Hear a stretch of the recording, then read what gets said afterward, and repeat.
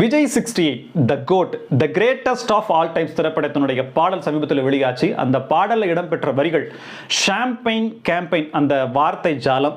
இதை தாண்டி அந்த பாடலில் மைக் இடம்பெற்றது. அந்த மைக் நாம் தமிழர் கட்சியினுடைய சின்னமான மைக் சின்னத்தோடு ஒலி வாங்கியோடு ஒத்திருப்பதால், ஏன்னா மைக் நிறைய டிசைன்ல இருக்கு, நிறைய வடிவங்கள் இருக்கு. ஆனால் ஒத்த நாம் தமிழர் கட்சியினுடைய சின்னமான அந்த மைக் சின்னத்தை ஒத்த மைக்கை அந்த பாடலில் இடம்பெற்றிருப்பதால் விஜய் அவர்கள் மறைமுகமாக நாம் தமிழர் கட்சிக்கு ஆதரவினை தெரிவிக்கிறார் அப்படின்னு விஜய் அவர்களும் வெளிப்படையாக சொல்லல, நாம் தமிழர் கட்சியினுடைய ஒருங்கிணைப்பாளர் அவர்களும் கிளைம் பண்ணல. இருந்தாலும் நாம் தமிழர் கட்சியினுடைய தம்பிகள் இதை நாங்கள் மறைமுகமான ஆதரவாக பார்க்கிறோம் அப்படின்று காணொளிகள் மூலமாக வெளிப்படையாக தெரிவிக்கிறார்கள்.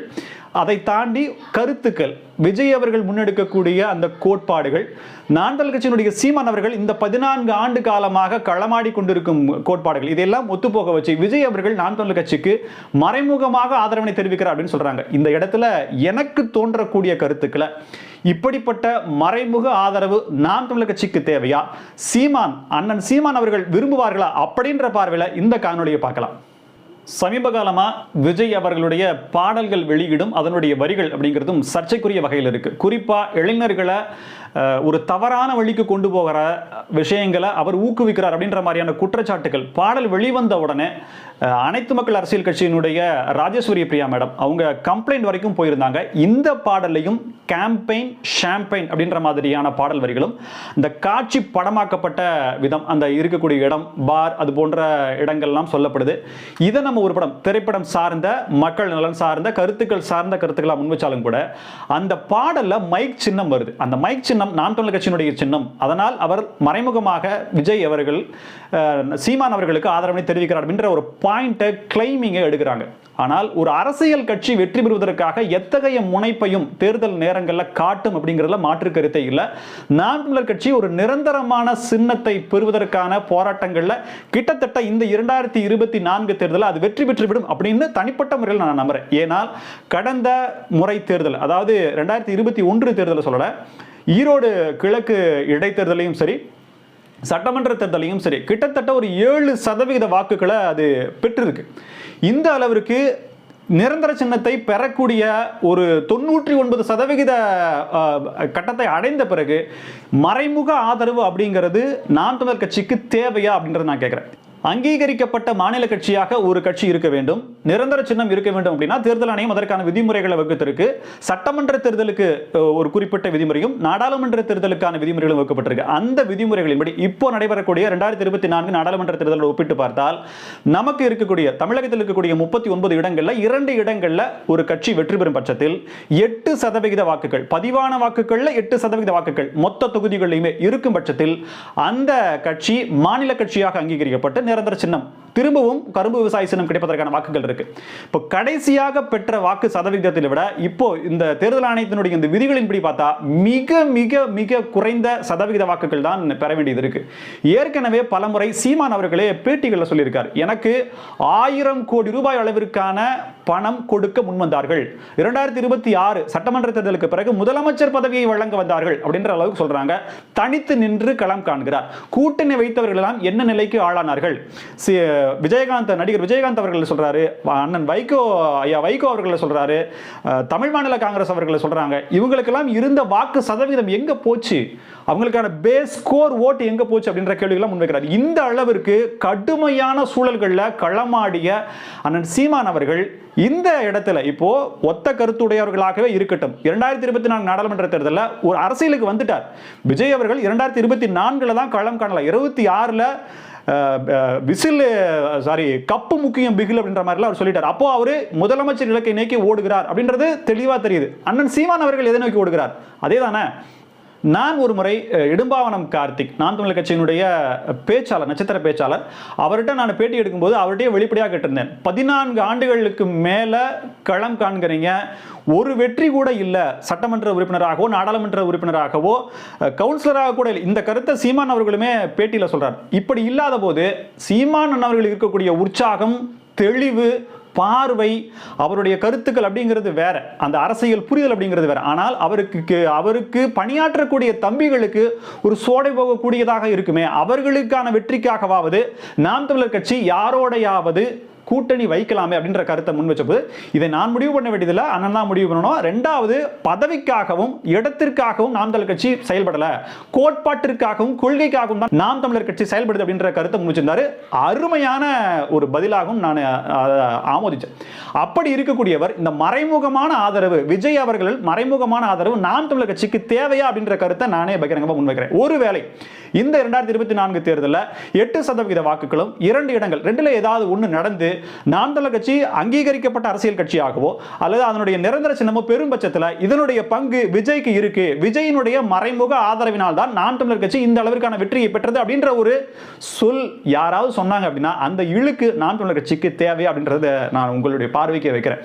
இதை தாண்டி 2026 2 பேருமே, அதாவது அண்ணன் சீமான் அவர்களுமே நடிகர் விஜய் அவர்களுமே அந்த முதலமைச்சர் அப்படின்ற இலக்கு நோக்கி தான் ஓடுறாங்க.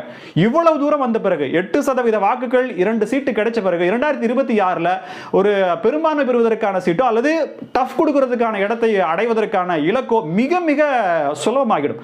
அப்படி இருக்கும் பட்சத்தில் கூட்டணியை வைக்கலனா கூட அந்த நேரத்தில் என்ன மாதிரியான முடிவுகள் நாம் தமிழர் கட்சி எடுக்கும், தமிழக வெற்றி கழகம் எடுக்கும் அப்படின்ற ஒரு பார்வை முன்வைக்கப்படுது.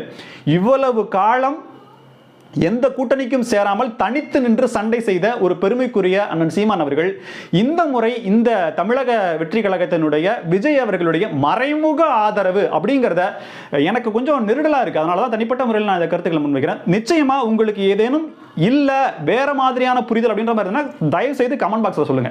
நான் என்ன சொல்றேன் அப்படின்னா, தமிழகத்துல இதுவரைக்கும் எந்த கட்சிகளுமே இவ்வளவு ஆண்டு காலம் தனித்து நின்று களம் கண்டு இந்த அளவிற்கான வளர்ச்சியை பெற்றதா? இன்னொரு விஷயம் என்ன அப்படின்னா, சீமான் அவர்களை எப்படியும் வாக்கு சதவிகித அடிப்படையில் அதிகமாக பெற்றுவிடக் கூடாது அப்படிங்கிறதுக்கான சூழ்ச்சிகள் நடக்குது. அதற்கு ஒரு உதாரணமா அண்ணன் சொன்னது என்ன அப்படின்னா, கடந்த முறை எனக்கு தேர்தலில் பிஜேபியுடைய பி டீம் நான் அப்படி சொல்லி கடுமையான பிரச்சாரத்தை ஆளும் தரப்பினர் முன் வச்சாங்க. இதனால எனக்கு கிடைக்க வேண்டிய வாக்கு சதவீதம் ஒரு 5% வாக்குகள் கூட எனக்கு கிடைக்கல, 0க்கு கீழே போயிடுச்சு. 14-15% பெற வேண்டிய நான் அவ்வளவுதான் பெற்றேன். நான் என்ன அப்படியெல்லாம் அடிக்கிறாங்க அப்படின்ற மாதிரி பல கருத்துக்கள் முன்வைக்கிறாங்க. கருத்தியல் ரீதியாகவும் நாம் தமிழர் கட்சி தாக்குதலுக்கு உள்ளாகிறது.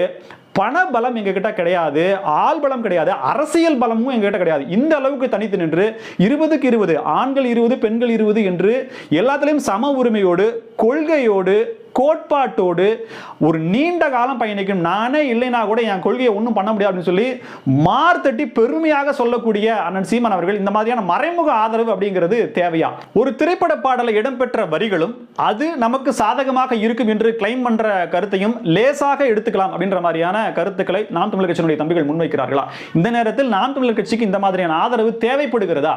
நாளைக்கு வெற்றி பெறும் பட்சத்தில் அல்லது ஒரு குறிப்பிட்ட அளவு முன்னேற்றம் அடையும் பட்சத்தில் நாம் தமிழர் கட்சியினுடைய வெற்றிக்கு விஜயினுடைய இந்த பாடலுடைய வரிகளும் அந்த மைக் சின்னமும் தான் காரணம் என்று சொல்லி சொன்னாங்க அப்படின்னா இது எந்த மாதிரியான ஒரு பார்வையாக இருக்கும் அப்படிங்கறதை தாண்டி தெளிவுபடுத்தணும். விஜய் அவர்கள் அரசியலுக்கு வந்துட்டார், 2026 களம் காண்கிறார், கப்பு முக்கியம் பிகில்ன்ற வரைக்கும் சொல்லிட்டார். இதுவரைக்கும் தமிழகத்தினுடைய பிரச்சனைகளுக்கு விஜய் அவர்கள் எந்த மாதிரியான நிலைப்பாட்டினை எடுத்தார், கருத்துக்களை சொன்னாரா, தன்னுடைய நிலை என்ன? கர்நாடகாவில் காவிரி பிரச்சனை இருக்கு, முல்லைப்பெரியாறு பிரச்சனை இருக்கு, நீட் தேர்வு பிரச்சனை இருக்கு, பல பிரச்சனைகள் தமிழகம் சந்திச்சிருக்கு. இந்த மாதிரியான அரசியல் பிரச்சனைகளுக்கு அவர் எந்த மாதிரியான கருத்துக்களை நிலையில் இருந்தார்? இப்போ the greatest of all time திரைப்படம் வர இருக்குது. இந்த திரைப்படத்திற்கான பிரச்சனைகள் ஏதேனும் வரலாம். ஏன்னா ஏற்கனவே இந்த மாதிரியான அரசியல் கருத்துக்களோ அல்லது அரசியல் காட்சிகளோ வைக்கப்படும் போது அவருடைய திரைப்படங்கள் ரிலீஸ்லையும் வசூலையும் பெரிய அளவிற்கான பாதிப்புக்கு உள்ளாகி இருக்கு, பிரச்சனைகளுக்கு உள்ளாகி இருக்கு. அதையெல்லாம் காம்ப்ரமைஸ் செய்ய வேண்டிய சூழ்நிலை இருக்குது. பல கோடிகளை சேர்த்து ஒரு ப்ரொடியூசர் படம் போடுறாரு, அவருக்கு நஷ்டம் வந்து விடக்கூடாது அப்படின்ற மாதிரியான சொல்லப்படுது. இதுவும் இந்த படத்துக்கும் அந்த மாதிரியான பிரச்சனைகள் வரக்கூடாது என்பதற்காக அவர் சூசகமாக இந்த மாதிரியான கருத்துக்களை தெரிவித்தார் அப்படின்னாலுமே அது தெளிவுபடுத்தணும் இல்லைங்களா? இப்ப அரசியலுக்கு வராம இருந்தா பரவாயில்ல, 2026 வரேன்னு சொல்லிட்டார். அப்படி இருக்கும்போது என்னுடைய தார்மீக ஆதரவு இந்த 2024 தேர்தலில் நான் களம் காணலினாலும் என்னுடைய தார்மீக ஆதரவு அண்ணன் சீமான் அவர்களுக்கு தான் அப்படின்ற மாதிரி வெளிப்படையா சொல்லலாமே. அதனால என்ன பிரச்சனைகள் வந்தாலும் அதை ஃபேஸ் பண்றதான சரியா இருக்கும். அப்படி இல்லைன்னா கூட அண்ணன் சீமான் அவர்கள் தம்பி ஏதோ காட்சி வச்சிருக்காப்ல, அது வந்து எனக்கான ஆதரவா நான் பார்க்கல, தம்பிக்கு படத்துக்கு அந்த சீனுக்கு தேவையானதா இருக்குமா இருக்குல்ல, நான் என்னுடைய போக்குல போறேன், என்னுடைய கொள்கை, என்னுடைய மக்கள், என்னுடைய இனம் சார்ந்த இனத்தை காப்பதற்கான முயற்சிகள் நான் இருக்கேன். இவ்வளவு தூரம் வந்துட்டேன், எனக்கு வெற்றி அப்படிங்கிறது எப்ப கிடைச்சாலும் பரவாயில்ல, என்னுடைய வழி தனி வழி அப்படின்ற மாதிரியான ஒரு போக்குல போனது அப்படிங்கிறது இன்னமுமே சொல்றேன், இன்னைக்கு இல்லைனாலும் என்னைக்கும் ஒரு மாஸ் ஹீரோவா சினிமாவில் இல்ல அரசியல்ல சீமான் அவர்கள் பார்க்கப்படுவார். அதை தாண்டி இவ்வளவு தேர்தலை சந்தித்து இவ்வளவு இடர்பாடுகளை சந்தித்து கடந்து வந்துட்டு இப்ப போய் விஜய் அவர்கள் மறைமுகமாக ஆதரவினை எங்களுக்கு தெரிவிக்கிறார் அப்படின்னு சொல்லி நாம் தமிழர் கட்சியினுடைய தம்பிகள் சொல்வது அப்படிங்கிறது உள்ளபடியே இந்த ஆதரவு நாம் தமிழர் கட்சிக்கு தேவையா அப்படின்ற ஒரு பார்வையை நான் முன்வைக்கிறேன்.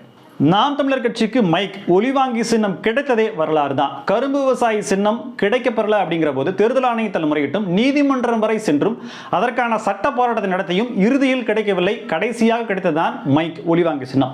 இந்த ஒலிவாங்கி சின்னம் கிடைத்த உடனே 24 மணி நேரத்தில், ஒரு நாள் கூட ஆகல, எக்ஸ் தளத்தில் ட்ரெண்டிங்ல இருந்தது. இந்த அளவுக்கு மக்கள் செல்வாக்கு பெற்ற நாம் தமிழர் கட்சிக்கு விஜயின் மறைமுக ஆதரவு வேண்டுமா? 2023 குடிநீர் தொட்டியில் மலம் கலக்கப்பட்ட விவகாரமா யார் செய்தார்கள், குற்றவாளிகளை கண்டுபிடிக்கணும் அப்படின்ற மக்களுடைய கேள்வி இருக்கும்போது சிபிசிஐடி விசாரணை வரை சென்று கொண்டிருந்தாலும் இதுவரை யார் குற்றவாளிகள் அப்படின்ற கண்டுபிடிப்பதில் காவல்துறை ஒரு திணறிட்டு இருக்காங்க. இந்த வகையில் நீதிமன்றத்தில் இந்த வழக்கு விசாரணைக்கு வரும்போது இவ்வளவு நாட்கள் புலன் விசாரணை ஏன் முடியல அப்படின்ற கேள்வி வைக்கும்போது இன்னும் 3 மாதங்களில் இதை நாங்கள் முடித்து வைக்கிறோம், விசாரணை முடிக்கிறோம் அப்படின்னு சொல்லி காவல்துறை உதாரணத்தை ஷூரிட்டியை கொடுத்திருக்கும் போது வேங்கை வயல் கிராம மக்கள் நடக்க இருக்கிற நாடாளுமன்ற தேர்தலை புறக்கணிக்கிறோம் அப்படின்னு சொல்லி பேனர் அடிக்கிறாங்க. காவல்துறை அந்த பேனர் அகற்றி 100% வாக்கு பதிவாக்கக்கூடிய உறுதியை செய்யக்கூடிய தேர்தல் ஆணையம் அந்த வேங்கை வயலில் இருக்கக்கூடிய மக்கள்கிட்ட அதிகாரிகள் மூலமா பேச்சுவார்த்தை நடத்துறாங்க. இந்த அளவுக்கு இருக்கக்கூடிய நிலையில எந்த கட்சியுமே வேங்கை வயல்ல வாக்கு சேகரிக்க செல்லாத நிலையில் நாம் தமிழர் கட்சியினுடைய வேட்பாளர் வேங்கை வயலில் பிரச்சாரம் செய்து வாக்குகளை சேகரித்தார். இந்த அளவுக்கு மக்கள் செல்வாக்குள்ள நாம் தமிழர் கட்சிக்கு விஜயின் மறைமுக ஆதரவு வேண்டுமா? பாடல் வெளிவந்து 2 தினங்கள் ஆச்சு. 2 தினங்களாகவே ஏதேனும் ஆதாரப்பூர்வமான தகவல்கள், அதிகாரப்பூர்வ தகவல்கள் தமிழக வெற்றி கழகத்தில் இருந்தோ நாம் தமிழர் கட்சியில் இருந்தோ வரும் அப்படின்றதுக்காகத்தான் வெயிட் பண்ணேன். ஏன்னா இது வந்த போதே காணொலிகளை பார்த்த போதே எனக்கு இந்த காணொலியை போடணும் அப்படின்றது இருந்தாலும் மிகுந்த யோசனைக்கு பிறகுதான் இந்த காணொலியை வெளியிடுறேன். நான் தெரிவித்த கருத்து நாம் தமிழர் கட்சியினுடைய தம்பிகள் என்ன அப்படின்னா, எதிராளியை கூட கருத்துக்களால் மட்டுமே மோதக்கூடியவர்கள். நான் அதனால தான் இந்த கருத்தை பதிவு பண்றேன். இதற்கான எதிர்கருத்தோ அல்லது வேற புரிதலோ இருந்தாலோ நிச்சயமா கமெண்ட் பாக்ஸ்ல சொல்லுங்க, நம்ம இதை பத்தி பேசுவோம். நன்றி.